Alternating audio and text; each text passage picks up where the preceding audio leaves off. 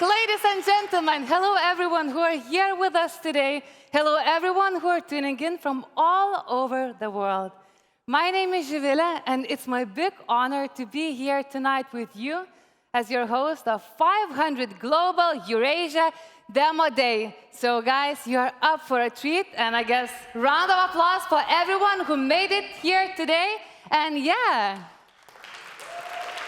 because today, it's not a simple day and not a simple evening. We are here in this magnificent, magical venue that it strikes. It holds so much history, stories. And tonight, we are about to record more stories on this stage, in this moment. We are here to celebrate ideas, resilience, the unstoppable spirit that keeps shaping the future of this region, and also the whole world. And today's mission on this stage, I would say, would be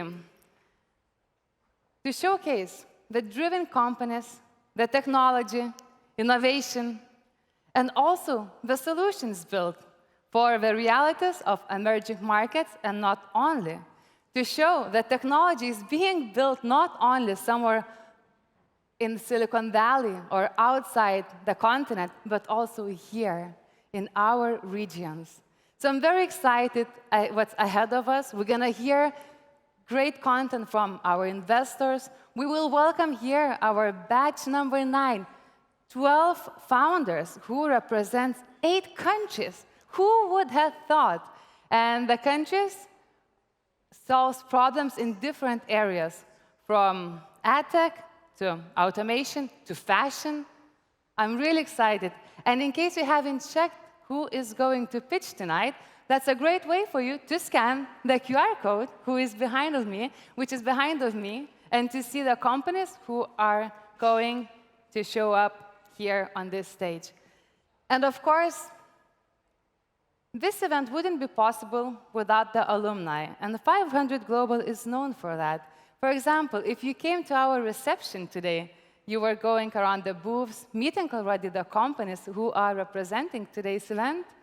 The visuals, for example, were created by one of our portfolio companies, who is called Catalyst. And later on, Andres, we're going to hear on our alumni panel, because what's happening tonight, it's only the next chapter and the new beginning of new companies who join the portfolio. And they come back in different settings with different knowledge, insights, support, and collaborate. And what I'm also very excited that every year, every time we innovate. And today, I'm not going to be alone hosting this event and entertaining the stage. I will have my co-host. And since it's all about AI, my co-host, I will give you a secret, is going to be also AI. Her name is Judy, but we will meet here a bit later. Because right now, for an official grand opening, I would like to invite, I would call it the driving force behind 500 Eurasia. And please, help me welcome on stage Pedro Santos Vieira, partner and 500 Global. Warm round of applause. Pedro! Woohoo! The stage is yours. How's everyone doing? Ready for a night of energy? No? Okay, thank you so much for joining us. Thank you so much for joining us on this magnificent venue. We always love to come back to Rustaveli Theater. Feels like second home to us. And welcome to all of those hundreds, thousands watching and following us online in our streaming channel. The theme today is emerging intelligence, and we picked it because we believe that the next wave of innovation is not just about smarter, larger models. It's about where their intelligence is emerging from. And as the AI wave spreads out of the major tech hubs, local founders, local contexts, new data, are redefining what intelligent technology means. And so today, from Tallinn to Tashkent, the innovation you see in Eurasia is no longer imported. The technology is being localized here, it's being adapted here, and it's being scaled from the ground up here. And what you will see on stage today is many of these examples. 500 Global has a portfolio of companies that spans more than 80 countries.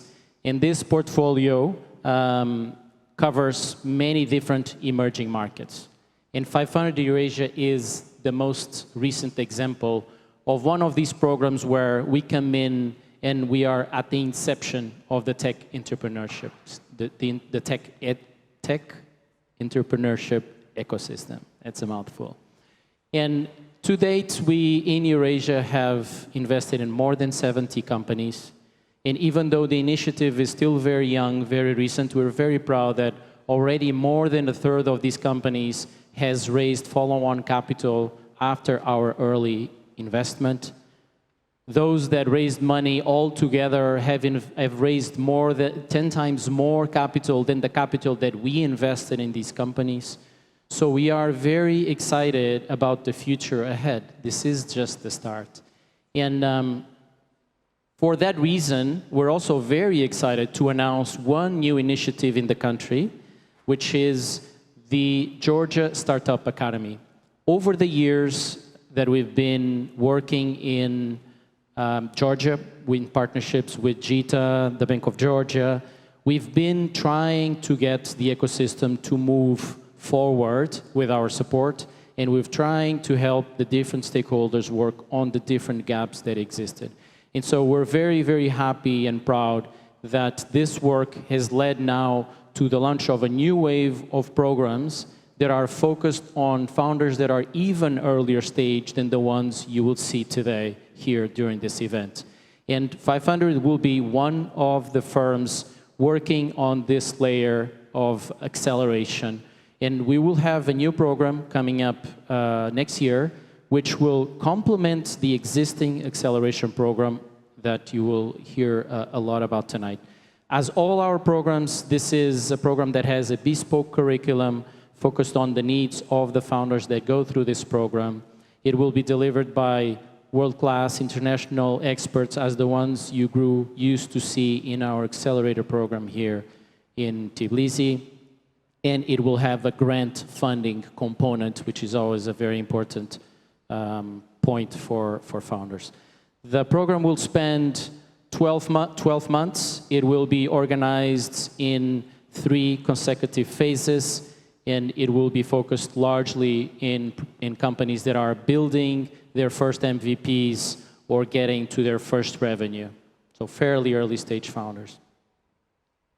This is the QR code if you want to scan it or get a picture so you can sign up for the program, which will start in July. If you're online, get a screenshot. You can apply immediately and try to get a slot in that highly competitive program. So now back to the emerging intelligence theme. What you'll see here today is not just companies pitching on stage. It never is in our Eurasia demo days. What you will see here is a large group of founders who embody this spirit of emerging intelligence. They're building companies that are solving problems with human health to building full-on, complete digital humans. And these founders are building breakthrough solutions that are being scaled from here, ground up, to global markets. And that makes us very, very proud. So without getting too long on this, the event itself, as I said, is not just about pitches. It's about content. We want people to come experience this firsthand. So it's very encouraging to see that there's an ever-growing number of international investors in the room, an ever-growing number of international investors following online, because that is validation that our thesis of working in these emerging markets makes sense and that we're helping grow companies that are relevant for these investors too. So today, the event is about content. We will start with a keynote by my partner, Beji, who will talk about AI in emerging ecosystems. Then we'll have a panel moderated by David from EUVC, one of the leading platforms for VC in Europe. And then we'll have some pitches, and then I will come back on stage to moderate another panel with our founders from the Eurasia portfolio, where we're going to discuss why and how they're building AI solutions that others cannot copy-paste. Quite intriguing title, so stick around. So without further ado, I would like to leave the stage, bring Beji, and let her cover her keynote. Come on up.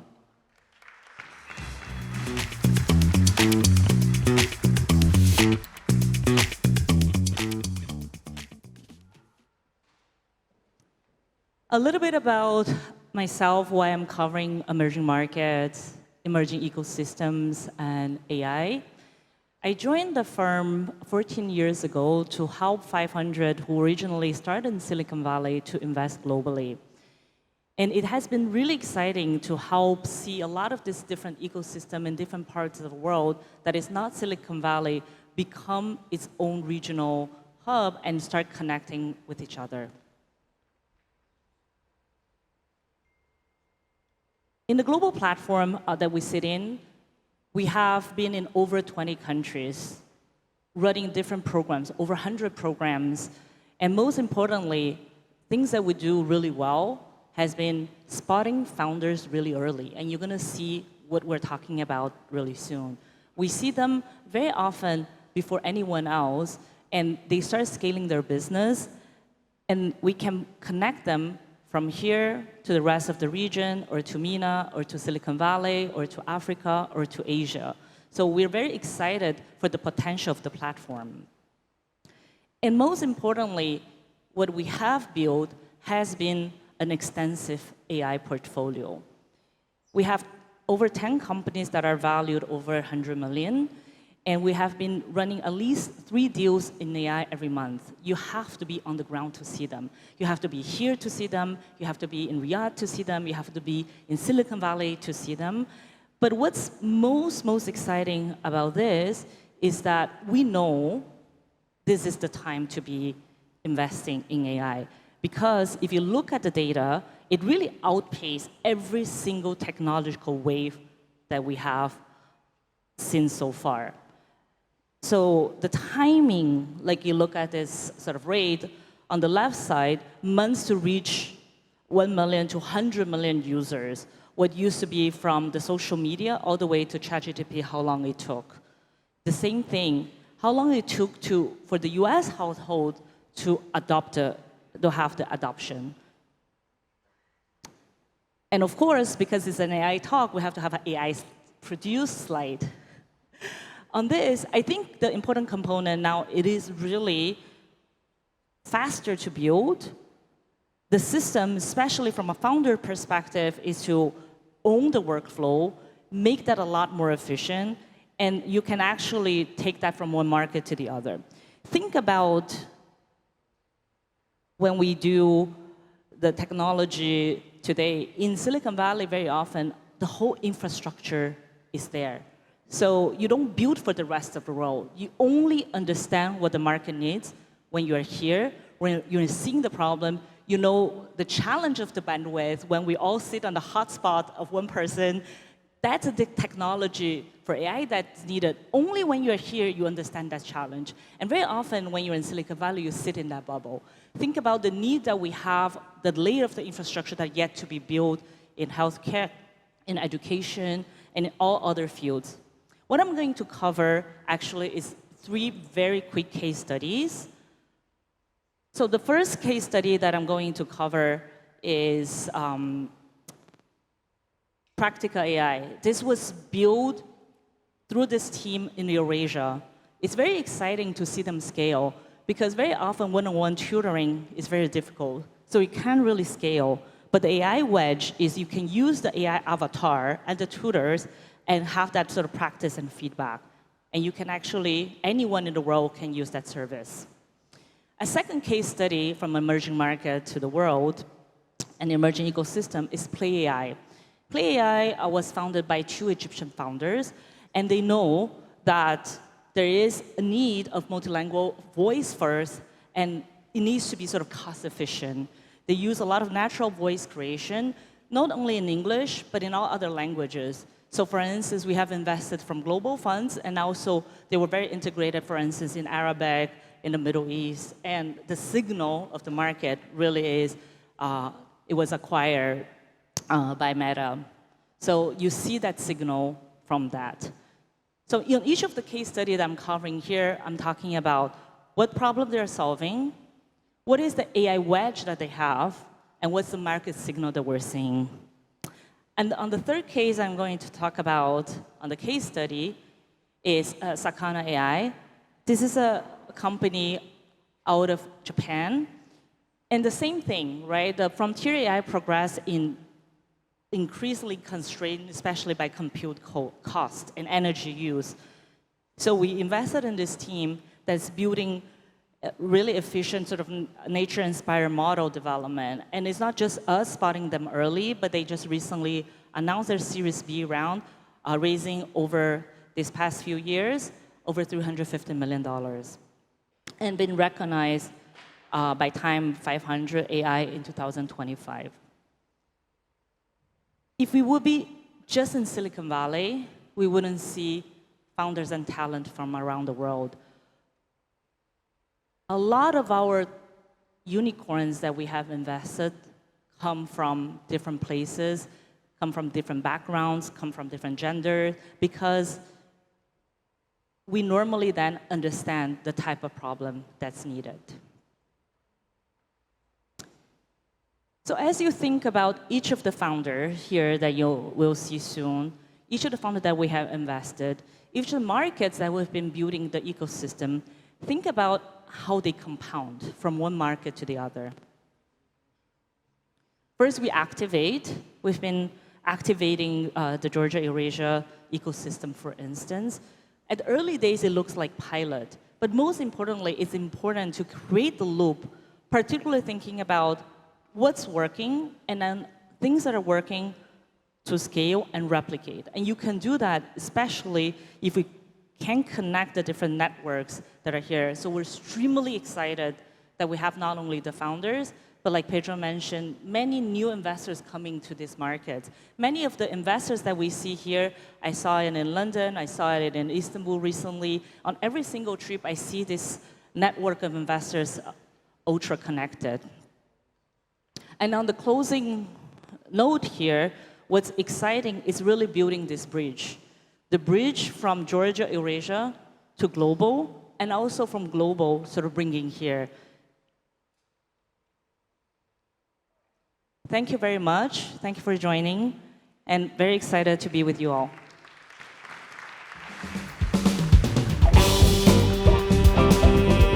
Wow, Pedro, thank you so much for shedding the light what's ahead of us, not only today, but in the upcoming year. And when I was telling you that we are up for a treat and an exciting program today, we definitely are. So we're kicking off our content series, or continuing, with our first panel of the evening. And it's going to be all about the investments and where innovation expands. Because AI spreads beyond San Francisco, beyond Berlin and London. So many things are happening in the emerging markets where founders are solving real problems, real challenges at the real time. And for now, I would like to invite for the conversation on stage to dive. Can we build here something that the traditional tech hubs might never see coming? Because it is, when we get into our bubbles, we sometimes oversee what can be possible in different markets. And without any further ado, please help me to welcome on stage David, who is a founder of EUVC and will lead the conversation, Eva, who is coming from the Amazon Web Services. Please, guys, join me here. Then we're inviting Thomas from 415 Ventures and Marcus from White Star Capital. Ladies and gentlemen, please, huge round of applause for our panelists. Hi, everyone. Hi, everyone. Hi. Hello. Awesome.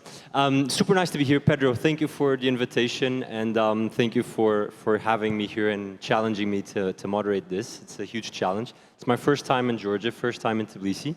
I've enjoyed the city very much, so it's really fun to be able to mix pleasure and work. We're going to talk a bit about emerging intelligence, as Pedro said. I'm actually going to anchor it around a slightly different question.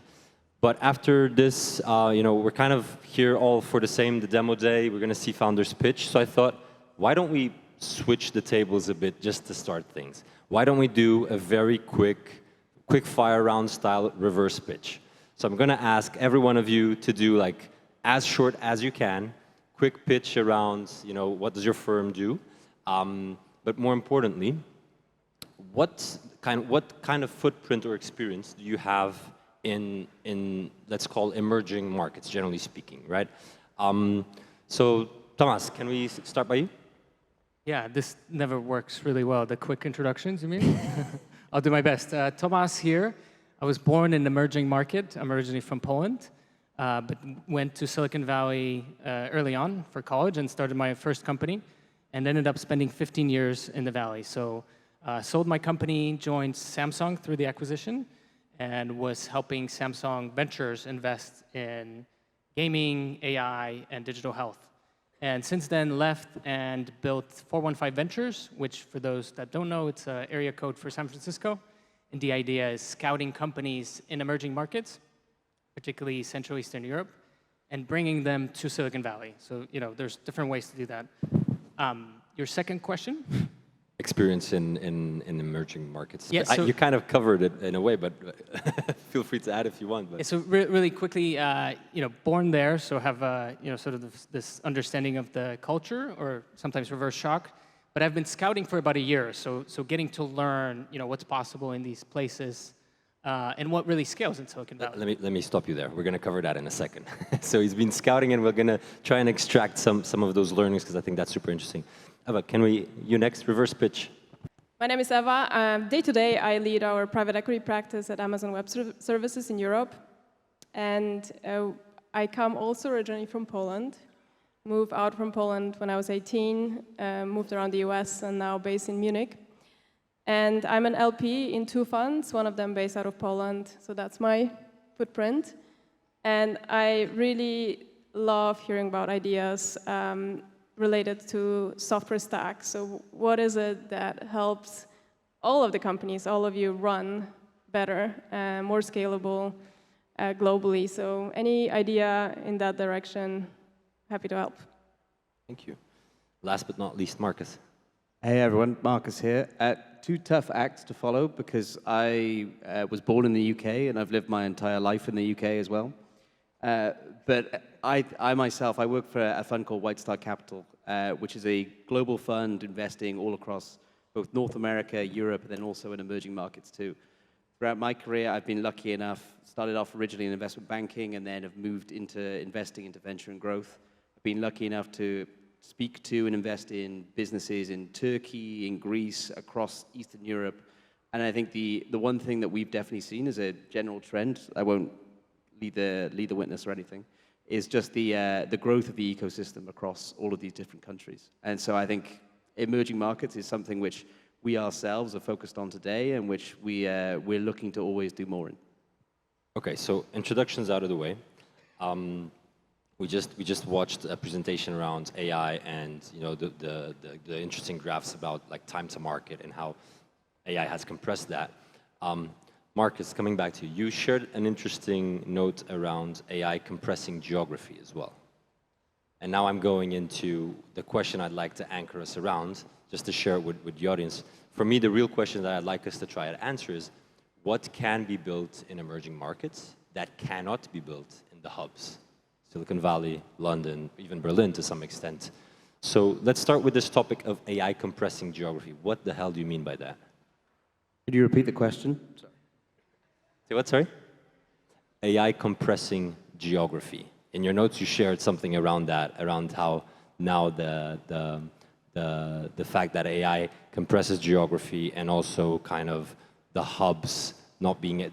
I don't want to go into too much detail because I would really like the way you framed it, right? I got you. So I think the thing which is super interesting that you're seeing nowadays, right? I think there's always been this trope which has existed historically that compared to Silicon Valley, compared to London, developing in emerging markets is generally cheaper, right? I think while that has been true historically, the one thing that you're seeing more and more nowadays is that talent is now distributed globally more than ever before.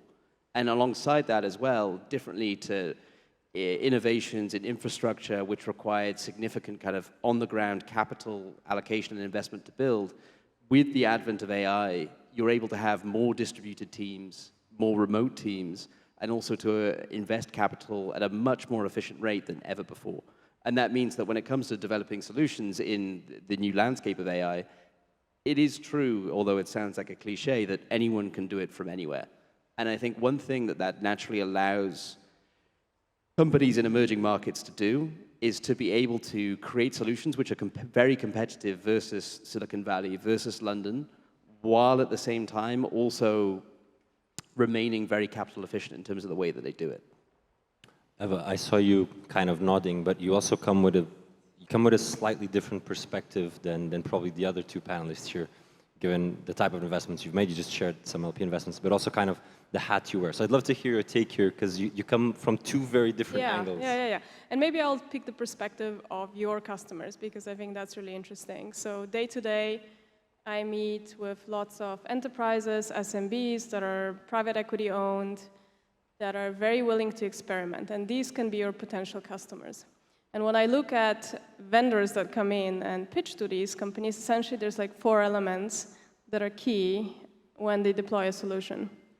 It's in AI solutions. It's the LLM they use, the infrastructure underneath, the context engineering, so the data they need, and then the people aspect, like how are we actually going to convince that this is a good idea? And I think the first 2 elements, like LLMs and infrastructure, that's mostly coming from the large players, although I don't want to, like the Japanese example is excellent, right? But like this is the aspect that I think, Marcus, you mentioned, like this is the same playing field. Everybody globally has the same ability to build a great AI company because of that great tooling that you have available for OpenAI, AWS, Google, and others. But I think what's really differentiating for local markets is really context engineering. What I mean by that is that data and the implementations of AI solutions are, in my mind, just seeing it in the field, much more complex than like implementing a SaaS solution 6 years ago. That's why all of those large companies like OpenAI, AWS, we just launched it. We have 4 deployed engineering teams because we understand that customers need to be more, there needs to be more hand-holding.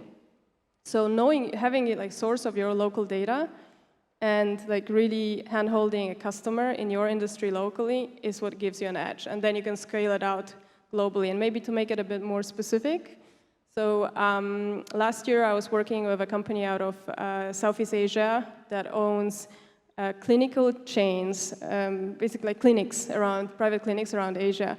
And so one solution we wanted to implement with them as AWS was around computer vision in operating theaters.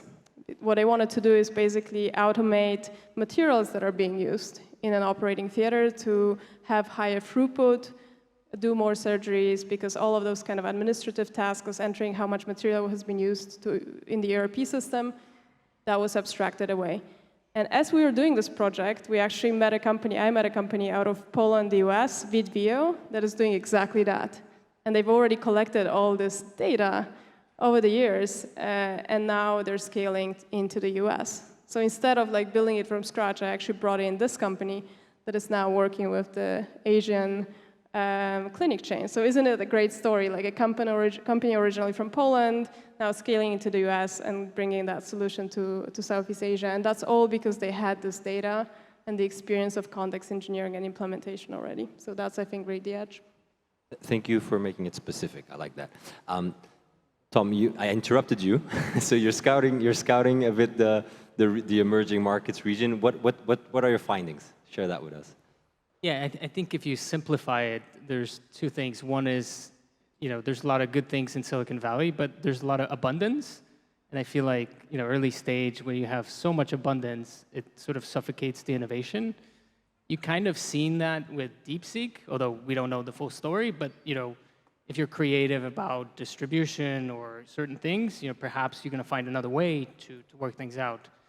And another point, to the keynote, it seems like in emerging markets there's a lot of interesting problems that you would never encounter in other places, right? Like she was mentioning the Wi-Fi, right? Or it could be simple things. I think good example comes to mind is Nubank from Brazil, where the Western banks haven't even thought about harvesting the contextual data that Nubank did, to price out or to put a risk factor on credit, right? So now it's a very large bank, 100 million users, but the West or the Silicon Valley wasn't thinking about this because it wasn't an issue. It was sort of functioning banking system. So I think I second what our keynote said. You kind of have to look in both places, right, to get this really brilliant innovation. And I think early stage emerging markets are really interesting because you get this grit, this kind of creative distributions. You don't have these resources, right? You're kind of scrappy. So sometimes you need that, to get this animal spirit out. And I think it works. And obviously Silicon Valley is fantastic for scaling. There's no other place, I mean, no doubt. So. On that note, and I want to play a tiny bit devil's advocate here, right? So Marcus, you mentioned this in your notes. Tom, you just mentioned it as well. Like this idea of local problems, solve for that, then build on top of that, and that's kind of the let's call it a flywheel, but kind of the flywheel from which you then scale, right? However, there's also the flip side of it. There's the risk that you get too caught up on the specifics of a small-scale problem, right? And so as an investor, or as investors, you're seeing quite a few propositions out there. What would your tips be for founders out there building in these emerging markets to not get caught into that trap? Personally, I've seen it a lot in digital health in my country. I come from Portugal. It's a very unique system. People get very stuck in that system, and then you can't scale it to the US, which is probably the interesting market. And then even across Europe, you can't really scale it. So how would you advise founders, and let's try and make it as concrete as you can, of course, how would you advise founders to navigate that balancing act? Either of you. Yeah, I mean, it's difficult to be very prescriptive. I think it's a little bit more of an art, but certainly, for 415 Ventures, anybody that doesn't have a global ambition from day one is kind of non-investable from my thesis. Because you can certainly get stuck, and you can very well get stuck in places like Poland because it's big enough, and everybody's going to do all kinds of cool things and copy it, and you're going to be at best, this nice regional player that hopefully is going to get bad out. But that's not really I mean, it's a decent outcome, but it's not sort of what it's not your outcome, right? It's not the outcome you're looking for, yeah. At least not from the fund. And I don't think from founders' ambition, it shouldn't be, right? And I think just to add on to that, it's a point you touched on too. I think ultimately when it comes to startups, there are joined but somewhat separate incentives between investors and founders, right? And I think that when it comes to how you scale, if you are from a country which is slightly smaller than, let's say, a large developed market, there is this duality that you were just talking about in terms of the approach, which is, I think, having a global ambition and having a global vision is something which, in the eyes of a venture capitalist, in the eyes of any investor, will be important to sell the future, to sell the potential, which is what all of us on this stage do. However, at the same time, I think when it comes to the staging of being a startup through pre-seed, seed, Series A, etc., being able to show and then scale upon product market fit is then one of, if not the most important thing you can do in terms of being able to show your execution power as a business. So it's a duality and two frames of mind that you kind of have to have at the same time, but both are equally important in terms of being able to execute on the narrow while also still thinking about the broad vision on top of that. You came, Eva, from a more commercial perspective. And I want to ask you the same question, but from that commercial perspective, because this is very relevant, because you're talking about enterprise clients. Typically, they're not restricted to a specific geo. Have you seen this as a challenge? Do you have any advice? And it doesn't need to be super prescriptive, of course, but as a founder that's building from an emerging market, and I see a lot building more focused on maybe the layer beneath enterprise when they start off, but then going enterprise is often, at least in my experience, incredibly hard for many. Do you have any tips on that, how to navigate that, how to think about that, specifically within AI, of course? It's never like a cookie cutter. It's a tricky question. But I would any day choose a founder that is super focused on a narrow problem, but really solving it over somebody who's like really building the big vision. And I suppose for enterprise customers, that step to enterprise does come usually from a narrowly defined problem where you're able to build a reference around. And at least in my experience, working with private equity-backed companies, that's like the question number one. Do you have a reference case?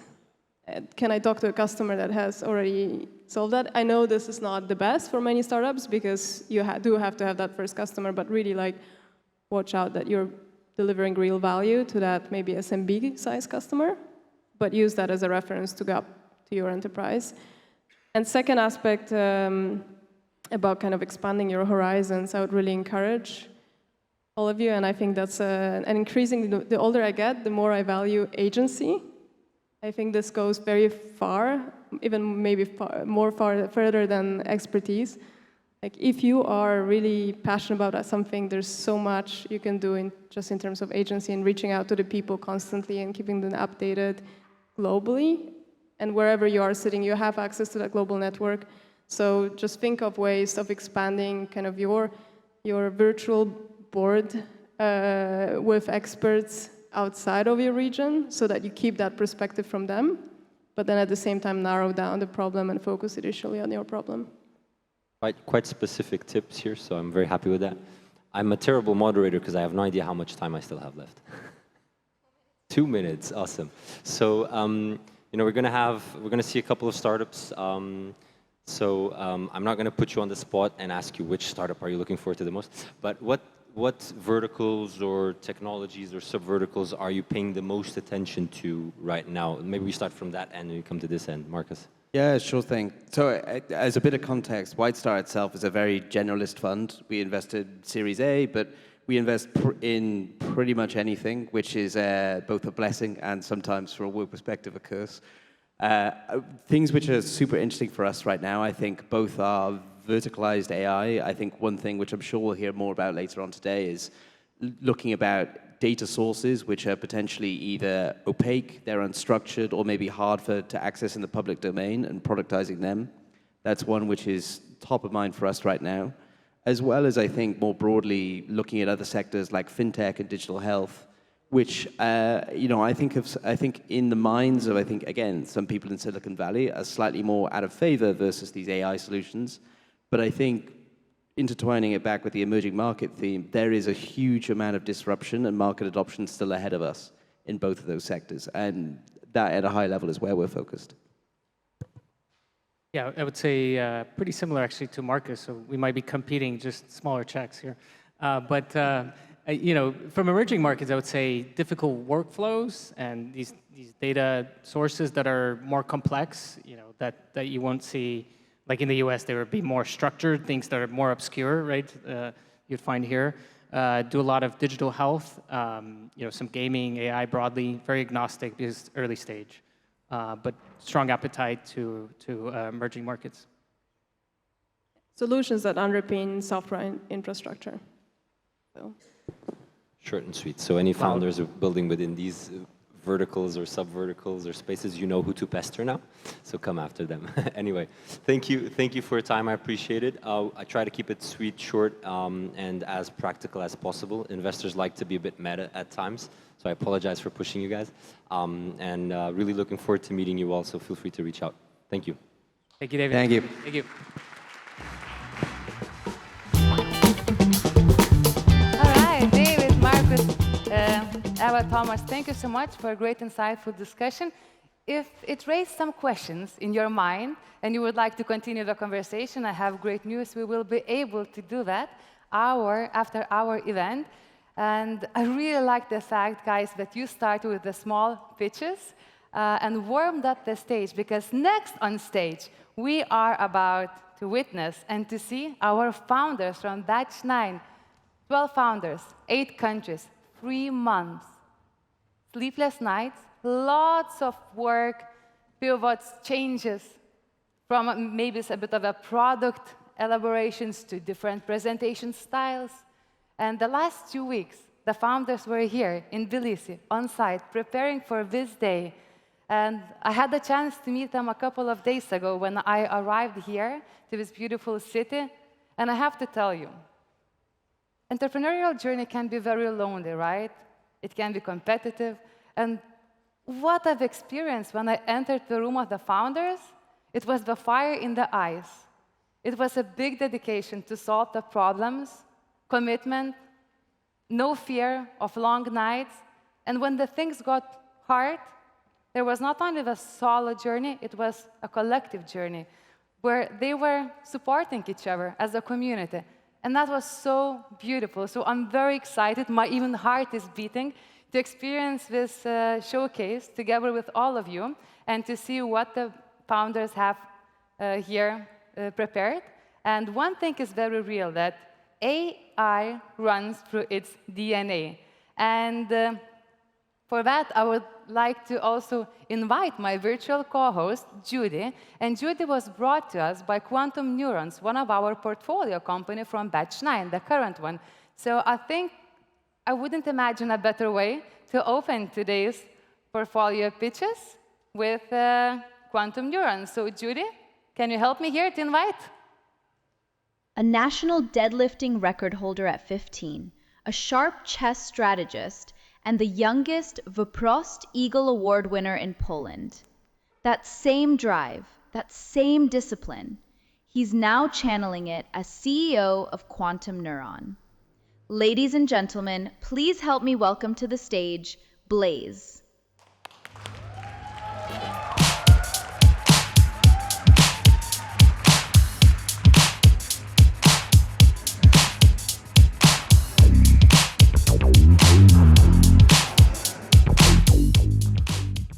In less than a year, we bootstrapped Quantum Neuron to $50,000 MRR. And now we are growing 18% month over month. Here is why. When you think about a premium experience, a luxury hotel, real estate, or med spa, what makes that experience stand out? It's the human touch. That level of top-notch services comes at the cost. While busy with one customer, a customer service or a salesperson misses a call from another.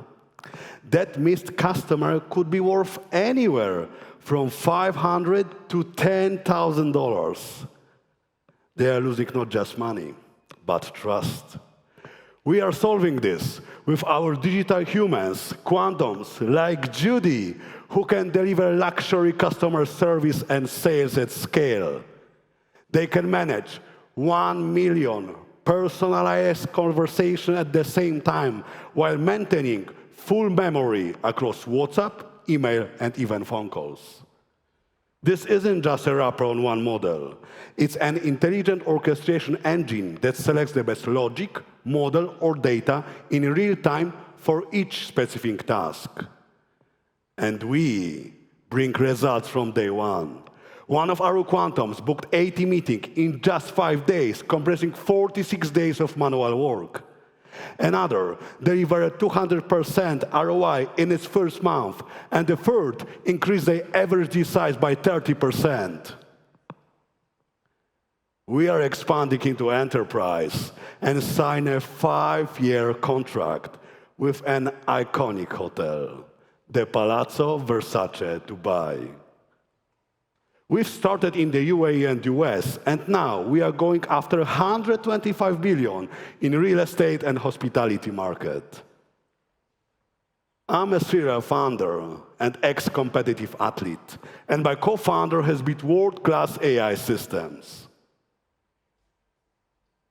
Imagine a couple years from now, in your hotel, in your clinic, in your real estate business, there is one team member who never forgets, never delays, and never drops a lead. Welcome to a world where your next top performer isn't human.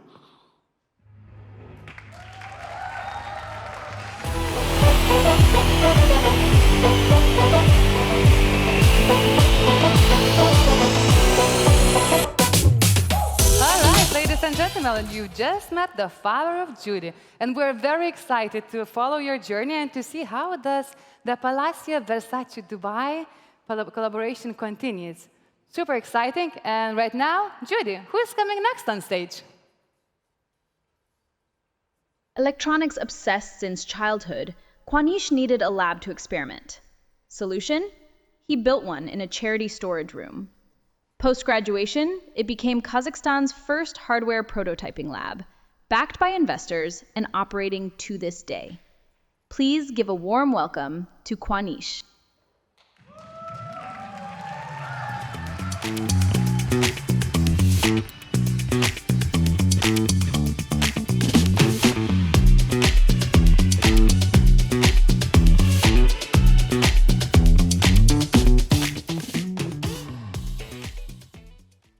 $5 million per year. This is how much a specialty clinic like Dr. Myers loses on human error.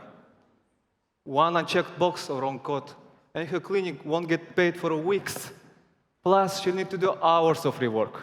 40% of her medical bills get delayed or rejected because of minor mistakes. And Maya is not alone. This challenge impacts 160,000 other specialty clinics in the US. And this is why we built Defect AI, a copilot for medical billing, catching thousands of errors before the damage is done. We work inside the clinic system, plugging directly into their electronic health records. We check every single claim before it's sent, suggest one-click fix, and then submit the claim automatically. As a result, clinics that work with us cut hours of work and can increase claim approval by 80%. We align our success with our customers, charging 5 to 8% success fee on the money that gets approved and paid. We've proven this at scale in Kazakhstan, where in just 5 months, we flagged 3 million issues before they became rejections, and we have 30 clinics with paid contracts. And now we're launching 10 pilots in the US, including Stanford-affiliated clinics. And this is just our first step into $250 billion healthcare billing market. Our team comes from Microsoft, Meta, Google, Stanford, and YC-backed startups. We sit in clinics, watch real work, and build tools that teams actually use. Clinics take care of people. Defect AI takes care of their revenue.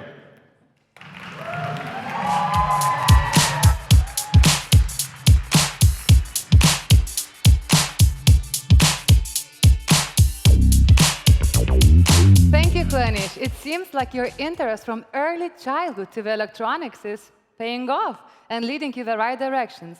One of the things I learned about him, that when the things get hard or when he needs a break, he finds himself in his own private book room where he reads or he plays the piano. So that might be an inspiration for you as well if you're building and need a break. Okay, and right now, ladies and gentlemen, Judy, who are we welcoming next? They call her Speedy for a reason. She works fast, thinks fast, decides fast. She spent years building brands across international fashion markets, from Milan to Singapore. Now she's commercial director of Fashion Lab. Please welcome Camilla.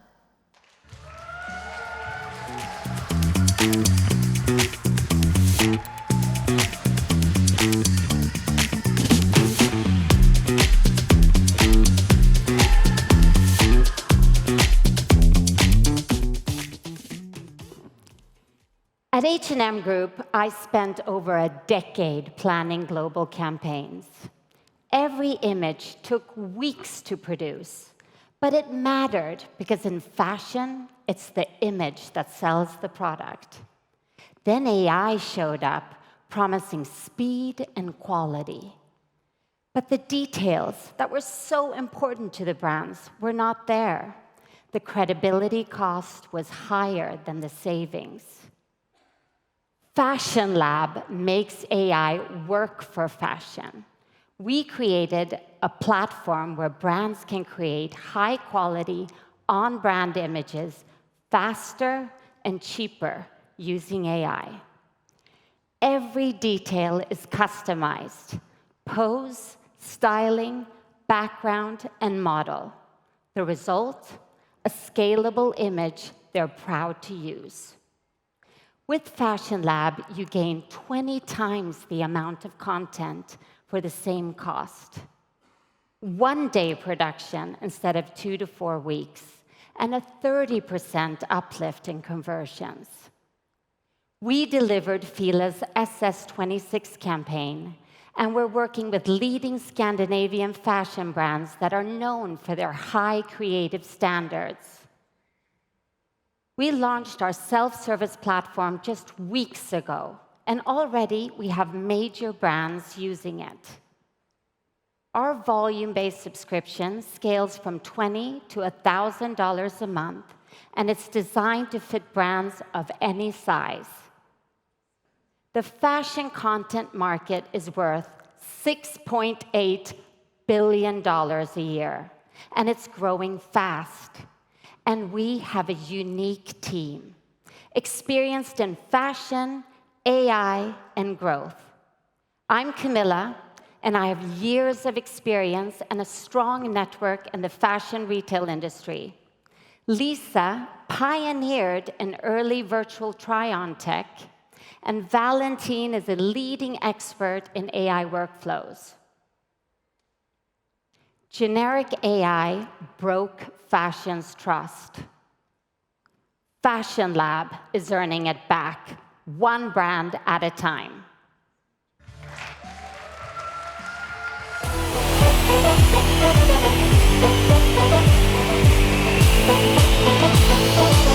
Thank you, Camilla, for solving such a problem and also for making AI work for that, then vice versa.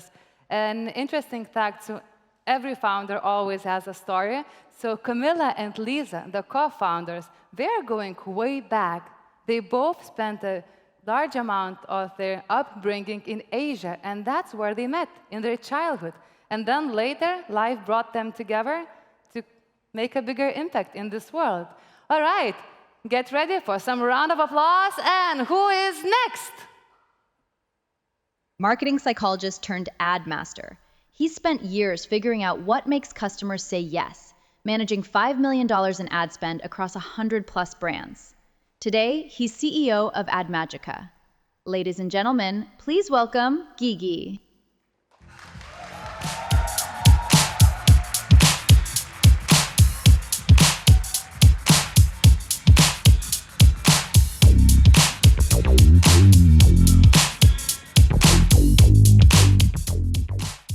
Today, over 30 million e-commerce brands advertise on Meta and TikTok. But 90% of their digital ads generate 0 sales. Why?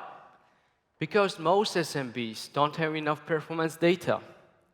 Their ad budget is too limited to learn what works, making real winners almost impossible to find.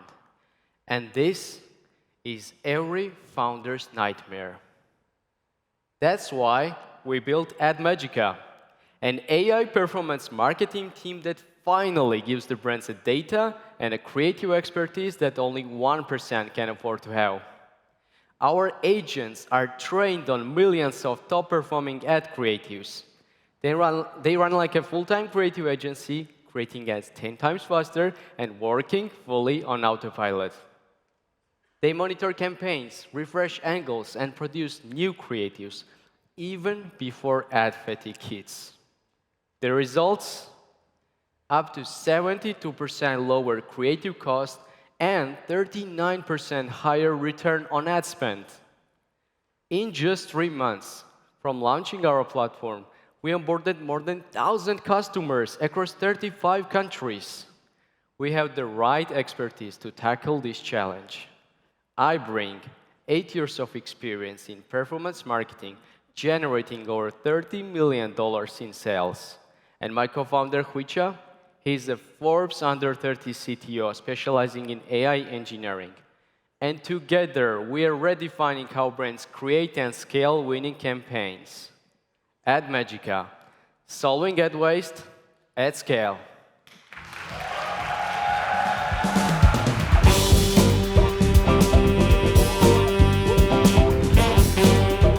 Thank you, Gigi. An interesting fact about him. When he was 5 years old, here in Tbilisi, he became the kids' chess champion in the city, which is quite wild. We can see a very strong profile of the teams. And good to know that right now, founders will be able to have less headache when it comes to performance marketing.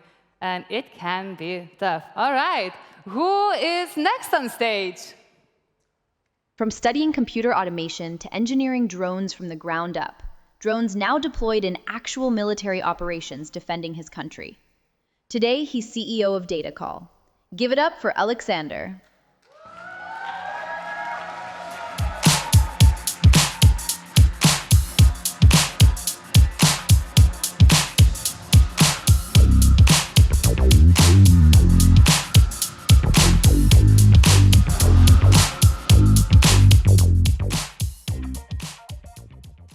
"45 minutes for each patient."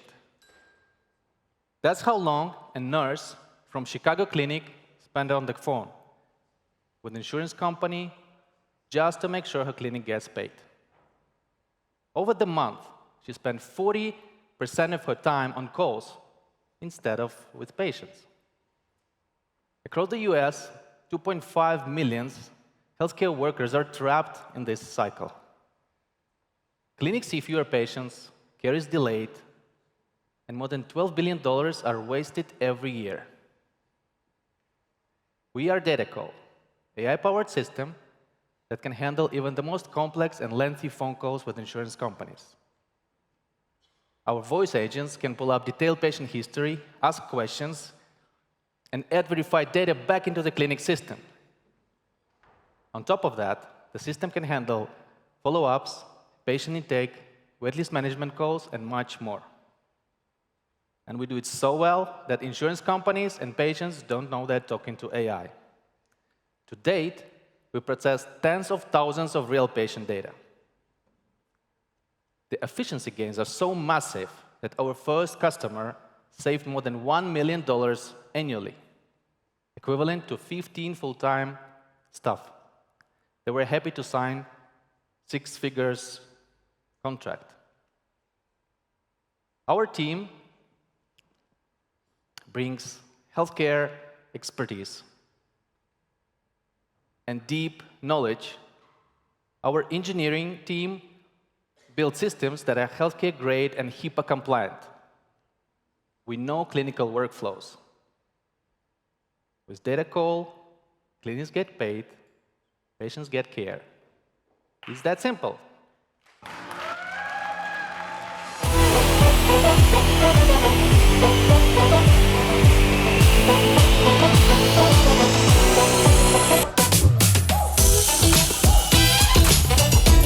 Thank you, Alexander. I have more interesting facts, guys. I just like talking to people and bringing out information. So he strikes like a founder who thinks ahead at least quite some years. 10 years ago, when nobody was still talking about the drones, he started building the autonomous drones. So if you want to learn more about this part, you can always do it after our event. And right now, drum rolls, we are about to welcome our next founder on stage. Youngest C-suite executive in Latvian broadcast history. Dominated the entire media market in just 4 years. Oh, and he was also a national-level sprint and kayak athlete. Today, he leads Spotwise. Join me in welcoming Robert to the stage.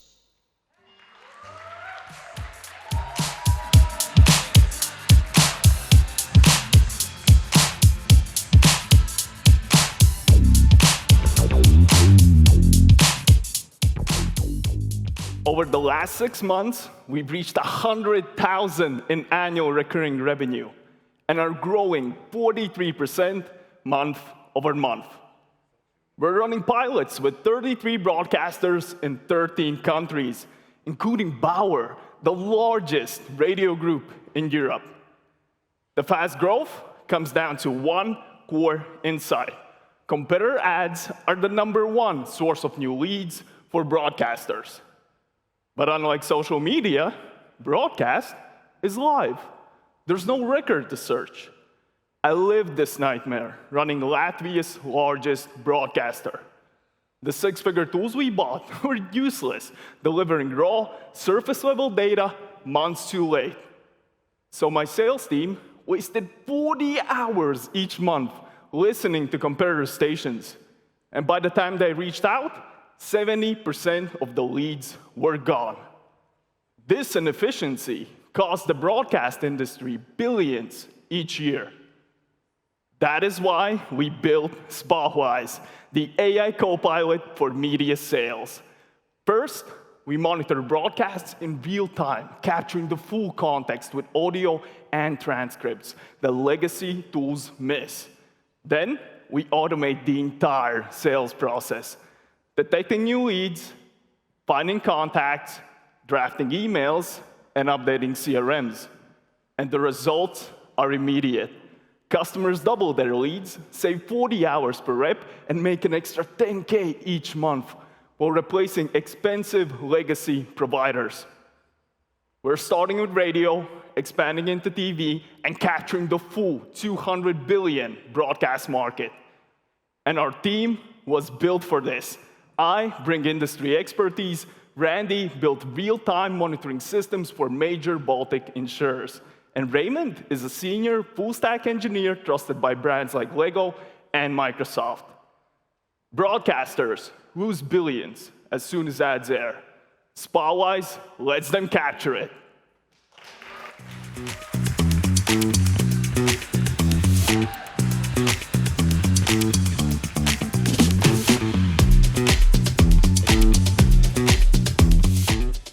Thank you, Robert. And you know what? Robert is a hustler. For example, quite a few years back, he was playing Counter-Strike with his brother to make money to go study in Denmark. And right now, all this kayaking power, resilience, stamina is being flown and directed into the entrepreneurial stream. OK, and I guess the attention is to Judy to hear who is next. Get ready to welcome a remarkable individual who once managed the world's largest cinema with over 400 employees, scaled a coffee chain from 20 to 140 sites in London, and even cycled from London to Paris and Amsterdam. Please join me in welcoming Arunas from Calzi.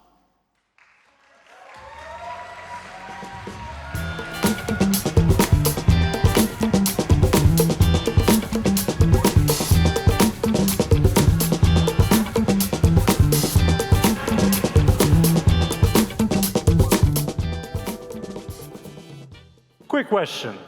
How many of you have tried buying something online but never actually finished your purchase? You are not alone. More than 70% of shoppers do the exact same thing, totaling to $260 billion in lost sales and revenues. So why is that?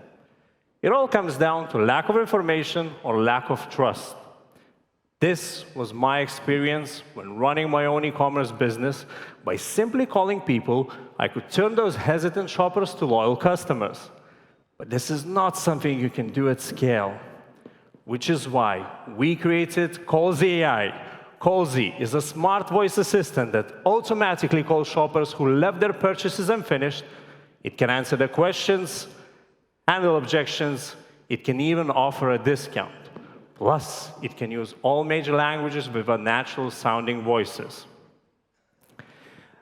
Abandoned carts is just a start. Next, we're launching AI agents for upselling, cross-selling, and inbound support to fully automate the customer experience. In the last 4 months, we onboarded over 160 merchants and growing 30% month over month. Calzi has made over 20,000 phone calls and helped businesses recover $500,000 in lost sales and revenues.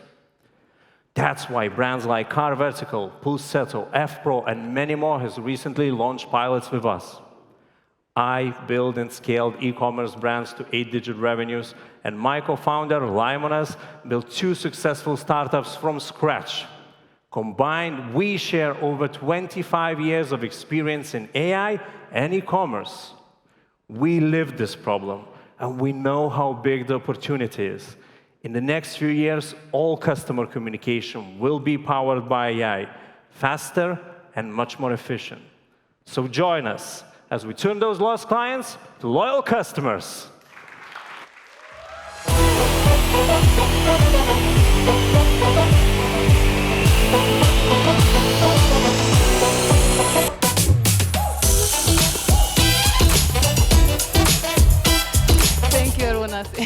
seems like what I like to do the most, to leave my shopping cart abandoned online, it won't be happening anymore, and I will need to be more cautious. And I'm pretty sure as a third-time founder, you know how to do it and continue growing the company. OK, Judy, whom do we have next? His best skill? Problem solving. And he goes beyond what most would dare. His company needed capital and leadership. He sold his house to fund it, relocated his entire family to Thailand, and now runs the full operation from there. Please give a warm welcome to Alex from Stack Booster.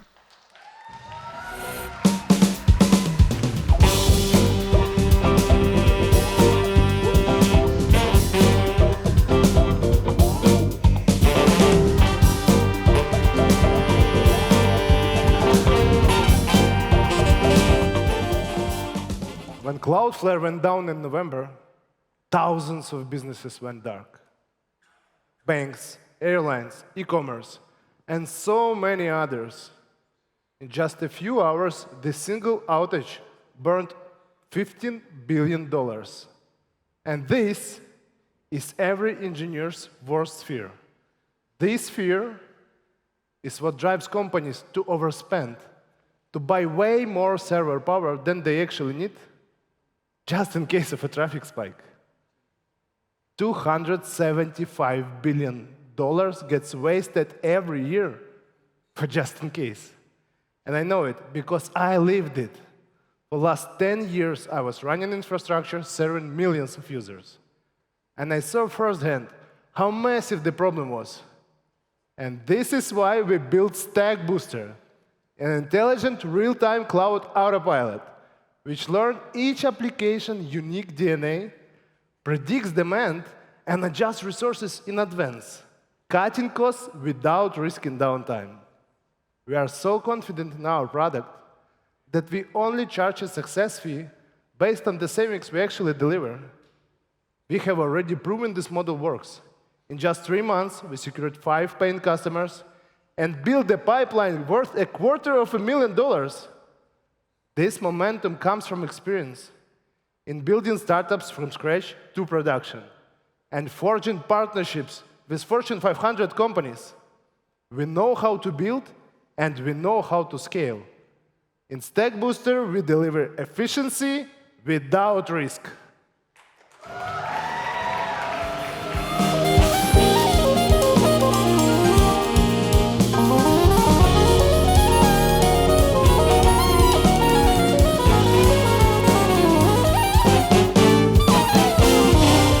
Thank you, Alex. It seems like you don't go for tiny problems. You've solved something big. So I think we're good to go, and we're going to be OK with the outage in the near future. Thank you so much. And I guess now I'm curious to hear what's the next problem we are about to solve. He co-founded Picksoft and TickBus. His approach? Find the problem, innovate the solution, build the company around it. Deep in product, sharp on strategy, obsessed with execution. Please welcome Christian to the stage.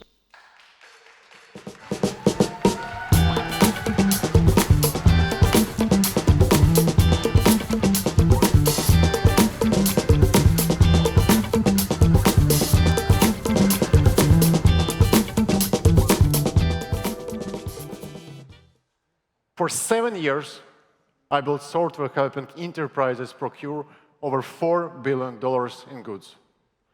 Then I realized they weren't the ones who were struggling. Only 5% of small businesses use procurement software.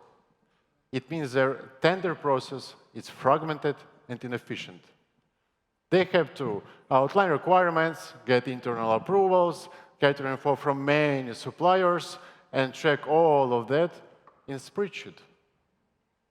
In the end, they get the goods and service they need, but lose days of time and up to 30% from their procurement budget. We built Neolink to fix it. Our AI automates the entire tender process, including compare supplier prices. We deliver contracts in minutes, not days. No procurement team needed. We just launched in April and already processed more than 10,000 tenders for our customers, saving them at least 30% from their procurement budget. We reached 156K ARR and have over 20 million expected procurement volume committed by our customers. The opportunity is massive. 240 billion procurement market across US and Europe. And we're building the platform that will define its future. Before Neolink, I founded few B2B companies generated millions of revenue. My co-founder and partner, Dmitry, former CEO of National Procurement Association. And we worked together almost 10 years and built a lot of products, including Prozoro, one of the first government e-auction platform. From painful to powerful, Neolink transformed procurement for small businesses.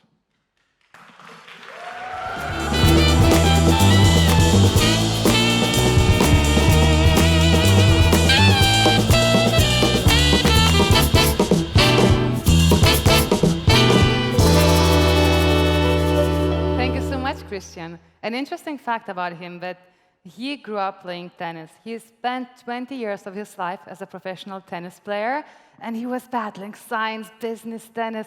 And at the end of the day, business and entrepreneurship took over, and right now he is serving aces into the business world. All right, next on stage is coming. He's lived in 7 countries, launched his first startup at 16, won the first Pick VC pitch competition, and once crossed a Kazakh mountain on horseback. Today, he leads Rebookify. Join me in welcoming Matisse.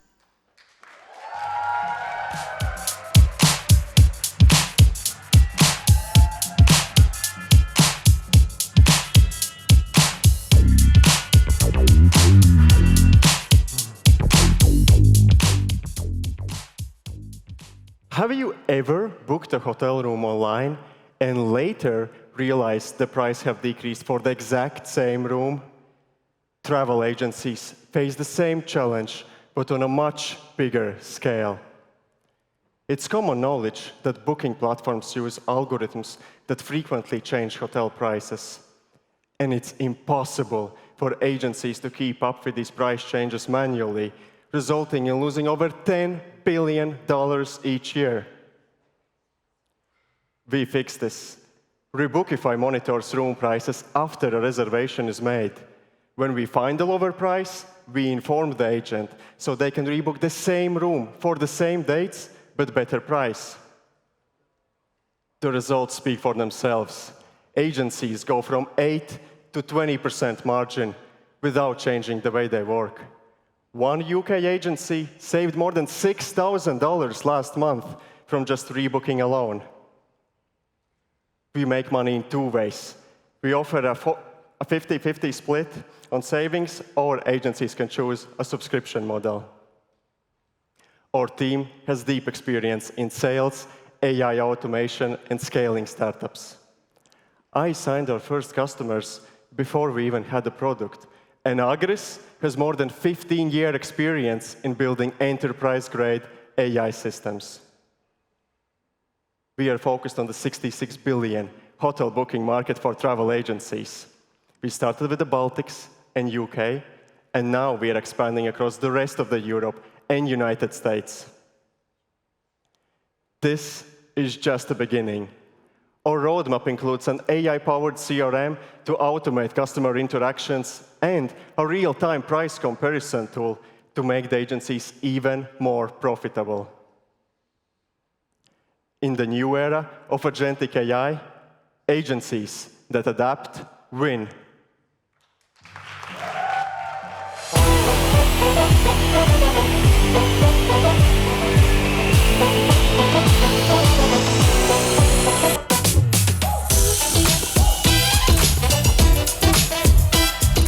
Thank you, Mattis, and I hope that travel agencies were listening to us today, because with Mattis' travel experiences and industry knowledge as well, I think it's an unbeatable solution to the problem.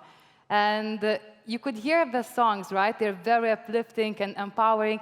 And in case you're here with us for the first time, so every founder chooses the song with which they're gonna walk the talk. So right now, I guess all eyes on my co-host, Judy. A yacht skipper, a pilot in training with Cessna flight hours under his belt, and a collector of rare coins dating back over a millennium. Today, he's the CTO of Talk Labs, creating voice AI simulations for training customer-facing staff. Put your hands together and help me welcome Ilya to the stage.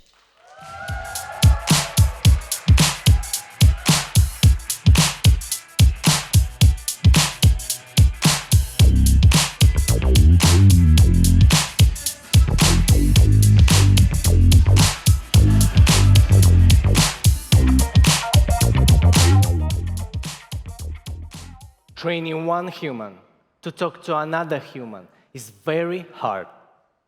It takes time, patience, the right personality. Now, multiply that across an entire team. In the US alone, 33 million workers are in customer-facing roles.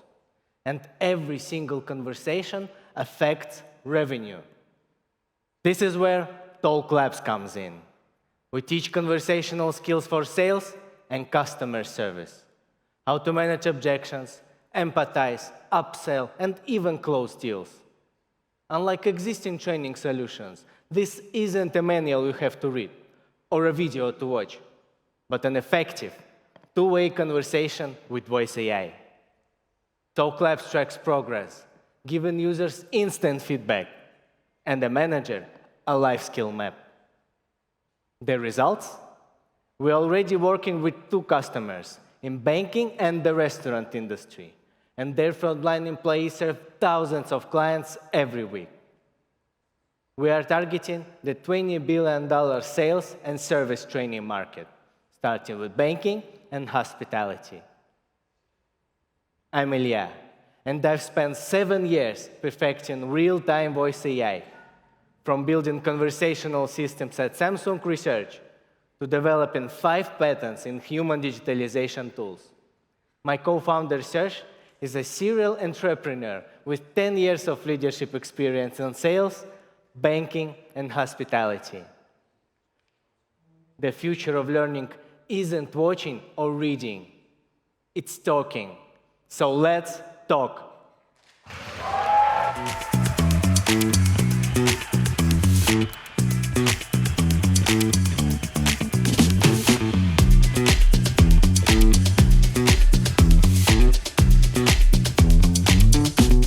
Thank you, Ilya. You know this word serendipity, when things happen for a reason, if you're open to things. So Ilya was sharing with me a story earlier that he was not considering to build companies when he was starting off his career. He went straight into consulting, and while working there in the field, somehow he was also into the gaming, and he realized that he wants to solve bigger problems, and engineering was the way to do that. And the rest is history. So I guess if we're listening to the signs, we look for them, and we see them, change happens. And ladies and gentlemen, I will need right now your big support because we're getting closer to the end of our batch 9 pitches. And last but not least, our final founder of the day will be joining us on stage here for his pitch. So Judy, please introduce him. He built a travel bag company as a student that became Europe's second best and is still going strong today, made Forbes 30 under 30. Now he's tackling ad intelligence with AdsMom. Give it up for Christians.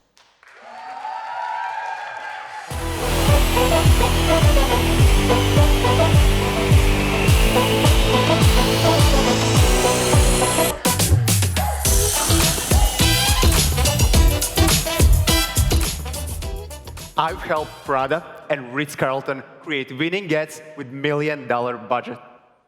Their secret? They have entire teams analyzing what works well for their competitors. Now imagine, you're a growing sportswear brand. You would need to spend 40 hours every month just to get a fraction of this information. That's why we built AdsMom to help small brands get real-time advertising insights. We track 200 million ads on Meta 24/7, so we know when any brand runs a new test and which ads are converting best. So now, the sportswear brand can get the full scoop on Nike's ads. Not just the basics like creative and performance over time, but key insights. How they target millennials versus Gen Z, what they do differently on Black Friday, and where most of their ads budget goes. If they still have questions, they can use a simple prompt to get recommendations on targeting, ad copy, and advertising strategy. Since going live 3 months ago, we have 5x MRR. Kaufland, Spar, and Volt are already using our platform to drive 150 million digital spend. And we know the space. I led sales at an adtech startup to multi-million exit. Mati's built tech company to 30K MRR, and Raimond's developed infrastructure for Daimler and Dunkin'. We are going after $140 billion digital ads market in the EU and UK.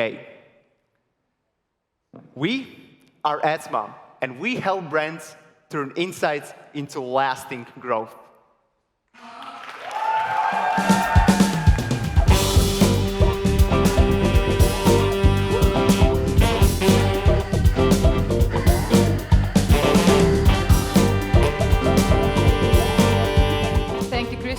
It's great to see you not stopping at your early success, continue building and solving problems. And yeah, I think we've just heard our batch 9, all the 12 founders, and I think just to wrap it up, let's give a huge round of applause for them being brave to celebrate the success. Thank you, dear founders, for your courage, determination, dedication, hours you put into rehearsal, and also for the coaches. You've done a great, great job. And that's only one chapter of this journey. I would say it's only the beginning. And right now, we will continue into the journey with 500 Global. And we will be inviting our alumni on stage to share where they are right now in their growth, in their journey. And I really like the title of this session, Building AI You Can't Copy-Paste, right? We keep hearing a lot of in the media about the AI. Oh, everyone will be replicating that, etc. But let's see what our dear alumni have to share about this and their successes. And for that, I would like to invite on stage our very own Pedro, since you will be moderating. Please join me here. Jaco from Helio AI, Stan from Evolve, Andras from Catalyst, and Shaq from Task Vision. The stage is yours, guys.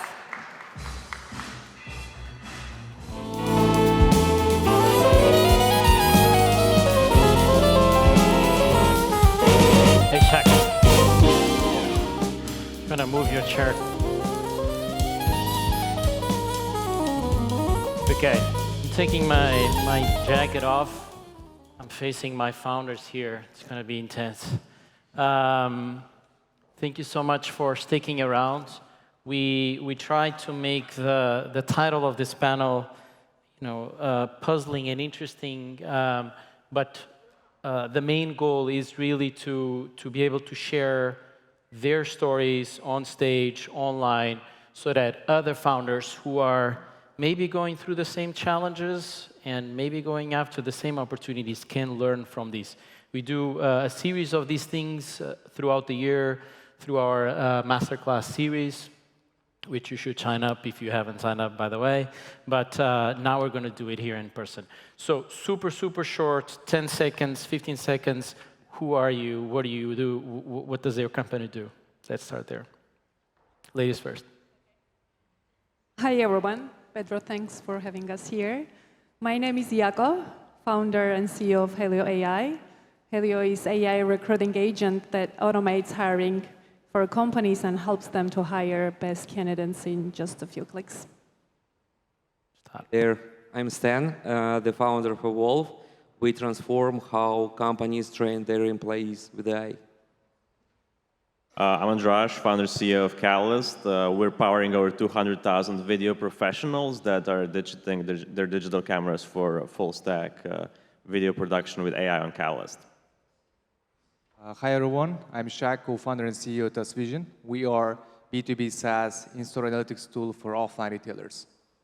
Amazing. And so one important fun fact, interesting fact, not fun, very serious about these guys is that they all raised rounds of more than $1 million within a year of the program. So we want a lot of other founders to replicate this.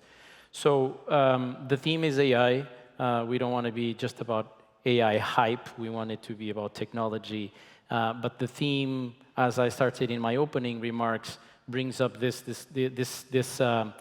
but potentially controversial angle that, it's not about local AI, it's global AI, and you have to be in Silicon Valley to build a big AI company. I think your examples that thesis probably is not 100% true. So let's talk a little bit about that. And my first question, and I will start with you, Jaco, is what was the local insight behind your company when you started it that others didn't see, that outsiders from the region didn't see, and that was your edge? Yeah, I think when it comes to AI startup, everyone thinks that you can plug it into big models and it will work. And actually, we thought like that too, but as soon as you start and you face real customers and real companies, it just simple doesn't work like it should. So from this insight, we switched our direction from using general AI models from building our own domain-specific models, because each country, each company, and even each recruiter has their own specific habits of how they hire, how they do recruiting. So I think this is biggest thing what we found out here. Very good. You got a take on it, Stan? It's different. So in our case, HR field is overcrowded with competitors, and it's really hard to sell, and it's really hard to fundraise as well.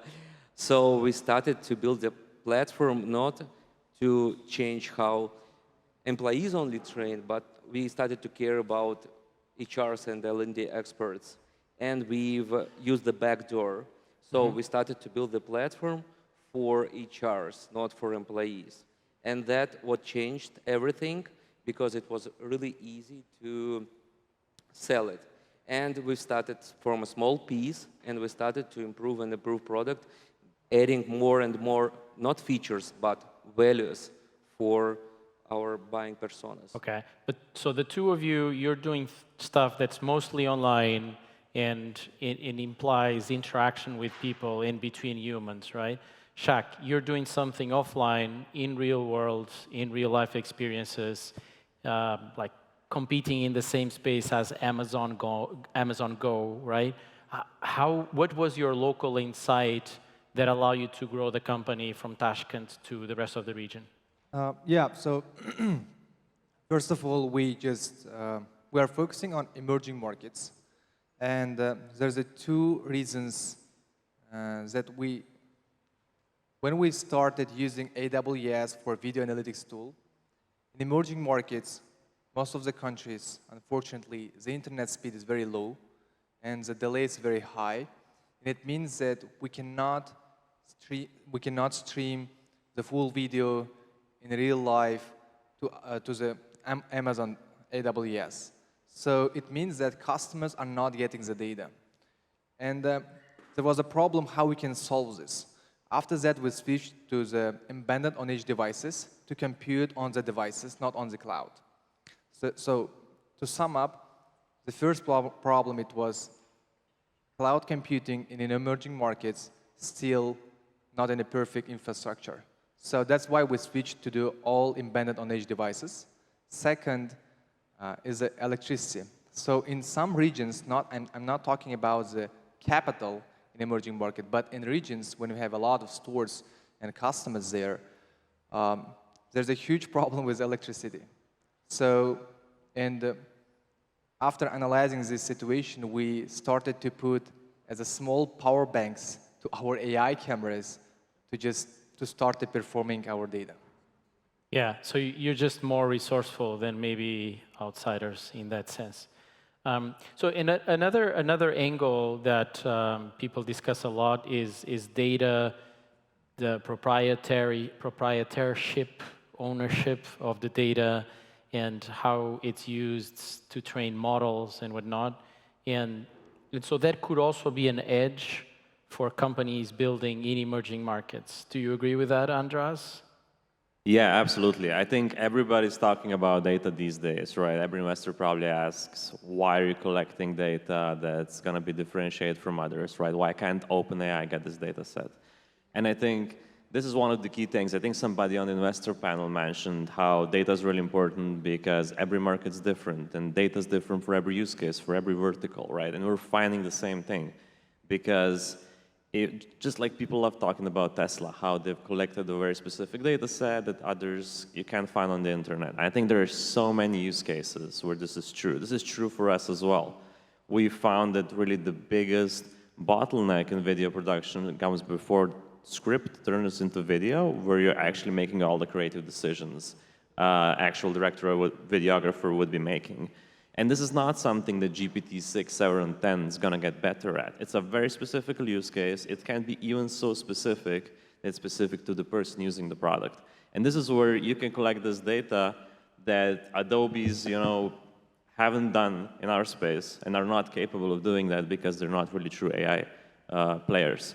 And I think that's where we can build these kinds of data sets and really truly, leapfrog incumbents. Yeah. And Shaq, you're also you have your own proprietary data too, right? Yes. So I remember that when we first started to use open source data set from European faces, Hollywood faces open source, it was 5,000 something faces, and we trained it age, gender, and we deploy in our AI camera, and we started to see the accuracy rate in emerging markets, especially in Central Eurasia markets. And the accuracy rate was below 40%. And it means that in order to go to the Central Eurasia market or Arabic countries or, let's say, Latam market, you need your own data set on that region. So at that time, there is no data set. We started to collect from the real from the real CCTV cameras and started to train this real data set. And after we created our own data set, and we trained it, and the accuracy rate was about 90–95%, etc. So it means that in each region, when startups focusing, they need some local data sets. Yeah, and that is a perfect connection to the theme of the panel. That's why we call it the copy paste, because we wanted to challenge people to think that way. Another important thing to discuss and share with the audience is, you guys. And ladies, guys, I'm like my Californian way is everything is guys. But anyways, you're building things that are scalable globally. Even if you're starting in your local market, you are able to sell this solution to everyone and anyone around the world that fits your ICP, right? And you're starting to do that, right? All of you started going cross-border to other bigger markets than your own domestic market. So at what point did you, did the light bulb go on, or did the switch, that you turned on the switch that you said, okay, I think this is the time, I have something that's actually good enough for me to enter other markets and start going there? Do you want to start, Jaco? I'll take this. There's been two big signs. First was that right after launching, international brands started to use the product and love it. And that was pretty much first sign, because international brands have more requests and more international demands. So we said that, okay, if we cover those demands, that means that we can do that in other countries as well. And that's how it happened. They started to connect us to other countries. And another was even more important, because a lot of countries have experience of using different ATS and CRM platforms, but since the countries have different requirements, these tools are becoming very complex. And the statistic is that only 60% of features are used in this software. And what we found in common was that all of recruiters across different countries, our markets, they could just simply give easy prompts because of this ChatGPT era, and other AI chats. So they could simply describe what they wanted to do. So we kind of felt this momentum and launched AI agent that can get the prompt from recruiter and do the action. And this AI agent kind of built the bridge between the local and international markets. And that was another big sign, and that worked really well. Good. Andras, you have slightly different starting point from the Balkans to the world, but your biggest market is the US, right? So Yeah, I have a bit of a smart ass answer saying that we always knew it's a globally scalable idea, and it was more a matter of whether we can, execute. I'd say that, there's a famous saying, do things that don't scale, and I think it makes sense, but I caveat that saying that you have to have some concept of scaling at some point, right? And so we've done a lot of these things, small experiments. We're even working on a really cool project I can't tell you about yet, but hopefully we'll be able to share in a couple of weeks. Is my co-founder told me, look, we're putting a lot of time into this. What's the end goal? And I said, look, I don't know. But I see a couple of ways how this could turn out. It could be a great sales opportunity. It could be a great investment opportunity. We'll just see how it goes, right? But we got to put some effort into it. So I feel like we're doing lots of these small experiments, and when something gains traction, you have to have some kind of a concept how yours is going to go big. But I think when we started out, we already said, look, we are looking for an idea that's globally scalable, and this is one that sounds like it is globally scalable. very cool. Shaq, you had something on this Yeah, topic, right? so before we have only one sales just playbook for sales. It's a direct playbook.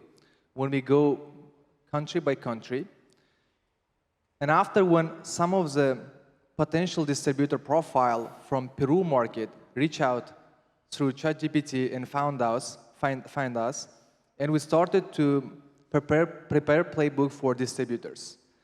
And we just launched a second playbook for distributors, and we scale it immediately in 10 countries. And after that, we analyzed why not to divide into two playbooks, first for the direct playbook and second for the distributors. Very cool. So I've been asking you mostly like obvious questions, like what everyone wants to hear answers to, but I would like to ask a few things about maybe less obvious stuff, and I'm looking at my cheat sheet here to put you in the hot seat. When your product breaks, what part of your product breaks first? And how do you deal with that when you're trying to scale outside your home market? Who wants to take this? I can answer. So the biggest problem is go-to-market, as always. And the biggest problem is go-to-market, as always. And that's what we needed to fix every time we tried to scale to different regions. So our target market is United States, but we knew that even though we've started in Eurasian market and we wanted to get to United States, we couldn't afford it, and we can't just jump into it.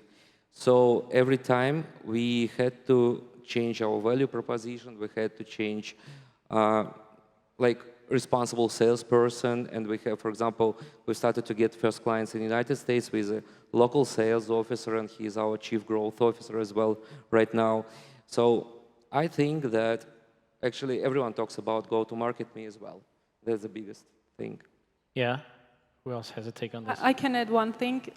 In our case, because we have agent, the context is the problem all the time, because as soon as we go to new market and add new language, or even don't add new language, but add new recruiters who have different culture of how to talk, then our context breaks all the time. So this is pretty challenging, and that's laughing there. So the localization of the because technology.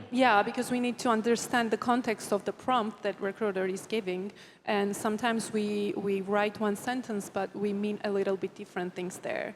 So this is... Is that a challenge or an opportunity for emerging? Both, but that's definitely the thing that breaks. But at least we know how to fix that, but that's good news. By the way, I just realized we're competing for the best sneaker game at the panel. I agree. Side comment on this. Andras, you got any thoughts on this? I think it's pretty interesting because we kind of launched the whole world all at the same time, right? So it's not like we've gone country to country, but one thing that I'm seeing that's really challenging with AI, because COGS are compute and they're pretty significant, it's hard to, it's easier to sell in countries with higher GDP than others. Like, for example, US is great for us, but it's really hard to do deals in India, right? But it's a huge market, so many startups doing well, but we just can't get great conversions in those parts of the world, right? And if I had a way to just make COGS lower, we could have made more deals there, but we can't. So maybe that's one that's kind of interesting and intuitive. Okay, I have one last question for you guys. Because we've been talking about scaling, scalability, and doing that with very limited resources. You guys have more money in the bank than others because you raised your rounds, but you were in this 6-12 months period where you had very limited resources, but you're still trying to scale and fundraising at the same time, right? So the question now that you have so many AI tools at your disposal, question for you, but also as the answer is kind of advice to the founders in the audience is, if you have to if you have to double your growth in the next 6 months, what would be the key things in your technology stack, or in your product, or in your workflows that you would use AI to do it? Who wants to go first? You ladies first. All right. Actually, we are already on it to automate the testing part before the production. So that's pretty much first one. Andreas, sorry. Yeah, we'll come back to you, Stan. Yeah, for us, it's all about growth. The more customers we can bring in, so it's all about marketing and acquisition. So we're doing most on automating the channels that already work great for us. We do a lot of promotions with content creators and affiliates, and that's what we automate. And then on the product side, we're seeing user activation being really key. So anything we can do to improve onboarding, friction there. I think we have a lot of customers that are really have a huge pain, and they are willing to go through all the little details in the product, and then there's twice as many people that are not willing, and they're going to give up. And if we can do something to automate that, that's a huge, definitely doubles the revenue. In our case, is optimizing sales pipeline with AI. So, for example, we already started doing it, but we have almost 400 companies inside our sales pipeline, and it's really hard for us to focus, to get the insights. And currently, we try to implement AI in order to improve the flow with the specific lead we have right now. So we understand that we need to focus on it.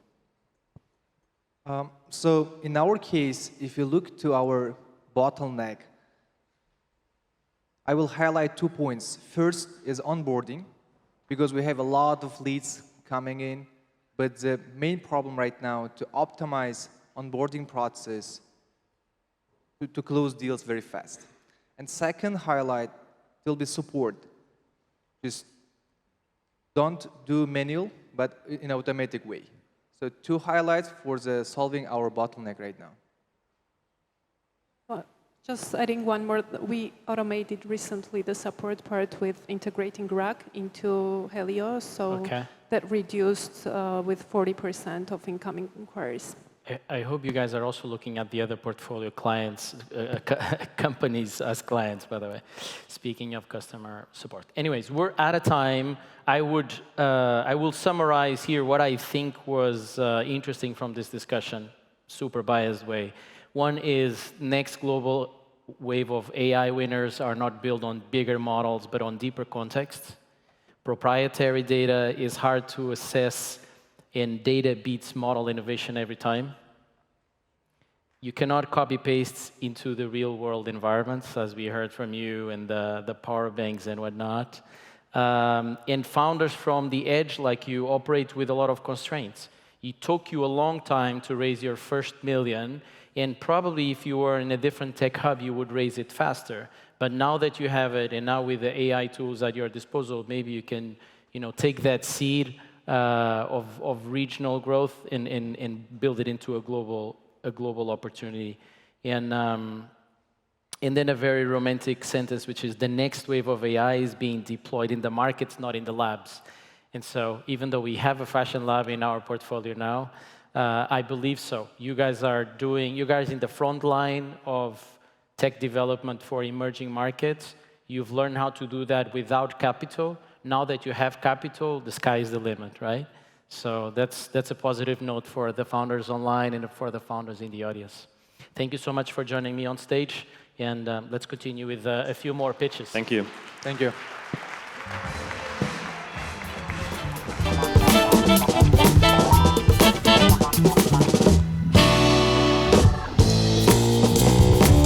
Thank you, everyone, for great insights and discussion and the summary. And the heart is singing to see so many bright individuals, talents, big problems, and also to experience the growth. That's why we're moving to the final part of today's content program. And I kind of see a bit of a tradition since last time. We're going to finish today's official stage program with our 2 more pitches from alumni. And for that, I will invite back on stage my co-host, Judy. And I guess let's wait no more. Who is next on stage? She was part of the founding team of the biggest co-working space in Central Asia, where she took occupancy from just 5% all the way to 100%, transforming it into a regional success story. Today, she's bringing that same momentum to Porte. Please welcome Adana.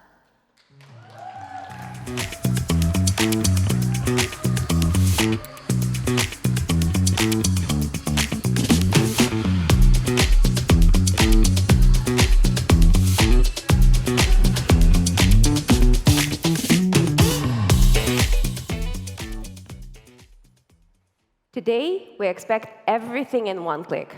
Taxi, food, book a hotel. But in the hotel, we need to wait in line to check in, order food by calling, and struggle with language barriers. The largest hotel chains understand this struggle. For example, Marriott increased number of orders by 15% and average check size by 25%. On the other side, Hilton spent more than $500 million to solve this problem. Great news, they already covered it. It is the great news if you have $500 million, but most of the hotels, even the big ones, cannot afford to provide same customer experience.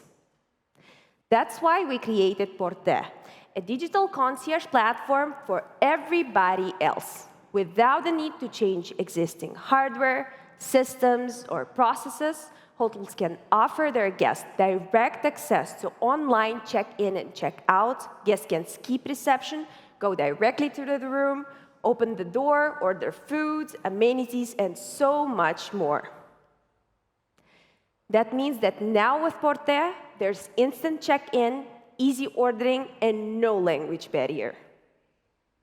That also means reduction of the reception workload by 1/3, increased customer retention, and increased revenue on additional services by 32%. In less than a year, we signed 3-year contracts with 20 hotel chains and reached over $700,000 in annual run rate. That gives us 10x boost since we finished 500 program. Our main markets is Central Asia and Saudi Arabia, and with Saudi Arabia plan to become a worldwide leader in hospitality, they're hosting Expo, FIFA, building 7 new cities. We charge subscription per digital key, but the real moneymaker is our commission model that allows us to grow as number of services grows. I'm Aidana. Together with my team, we scaled our previous real estate startup to 23 countries. And due to our experience, we have something that nobody else has. Unlike competitors, we integrate into all popular lock providers, which makes adoption fast with no initial investment needed. Join us if you'd like to unlock better experience for every hotel.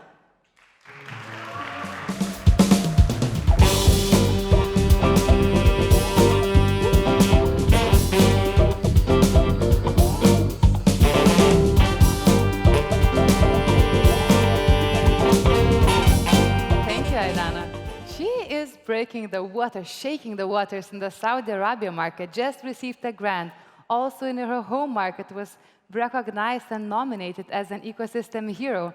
Many great things are happening in our alumni life. And right now, drum rolls, our final pitch of the night goes to Judy. She started playing piano at 3, was performing Bach by 4, speaks 5 languages today, and now builds precision AI as the founder of Aino. Please welcome Anna.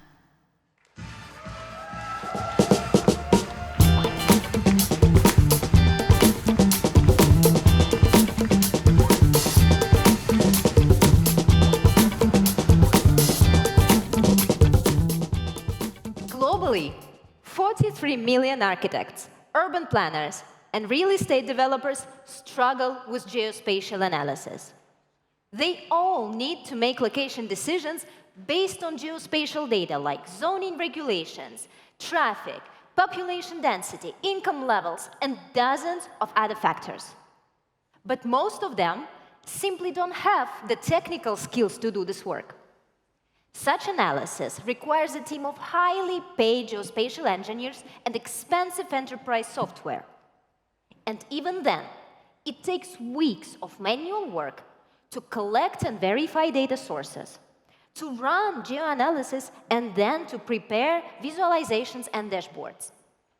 With Aino, all you do is simply ask questions in natural language and get an interactive map with detailed analysis and business-ready reports within minutes, not weeks. In fact, spatial analysis is one of the most underserved areas in AI. Most large language models were designed for text, code, images, but if you ask them to analyze locations, they will hallucinate, they will browse fragmented data, and they will return descriptions instead of usable maps. We've built Aino specifically for geospatial analysis. Unlike generic AI tools, our agentic system of 25 assistants processes even the most complex spatial requests with human-level accuracy, actually runs the whole geoanalytical workflow, and returns interactive map, not just text. Our users analyze spatial data with the accuracy of an engineer at the speed of AI. And today, Aino is already used by more than 100 small and medium businesses across 90 countries, along with several enterprises like Ayacom, Snoheta, and Bjarke Ingels Group. After graduating the previous batch of 500 global in Eurasia, we've been growing 15% month over month, and additionally, we've secured $225,000 in venture funding. We're a team of 4 founders with over 5 years of experience working together in AI, mapping projects, and urban platforms. Before Aino, our team launched the leading platform in Eastern Europe for collecting and analyzing citizen feedback on locations, covering 400 cities. And now, with Aino, we're building the new standard for accessible location analytics.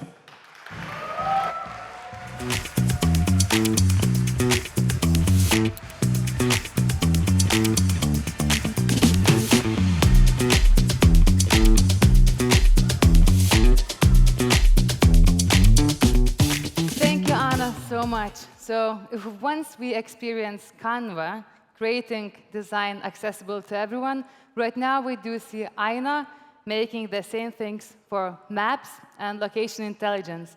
And ladies and gentlemen, I have to announce that it was our final pitch of the day, and we're getting closer to the content program. But it's nothing to be sad about. I think we're here to celebrate, to nurture the community, the network, and we will continue our conversations outside in the showcasing room. But before we go there, I just wanted to share an extensive thank you, big thank you for all the founders who were here with us today, the new ones, alumni who showed up, who gave their best, who brought the energy and the problems they are solving that they're so passionate. So just huge round of applause for everyone for being part of it. Woohoo! Also, thank you for all the partners, for mentors, for the whole community members who are here with us, for investors.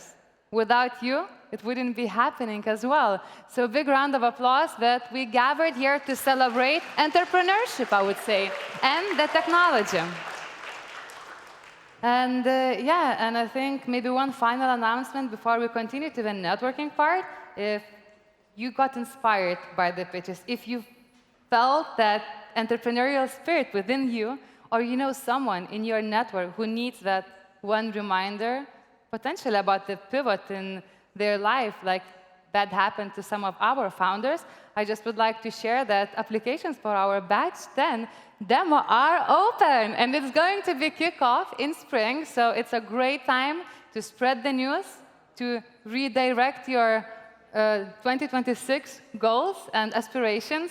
And right now, again, big, big thank you on behalf of 500 Global Eurasia for being here with us, for being part of this community, because technology will help us solve problems. But at the end of the day, it's all about the human, about the connection, about the kindness and support towards each other. So right now, I would like to invite the founders, the speakers, our panelists on stage for the group photo, and with the rest of you, see you very soon in the networking room. So thank you very much for being here with us today, and see you next time. Madlaba. Founders team, please join me here.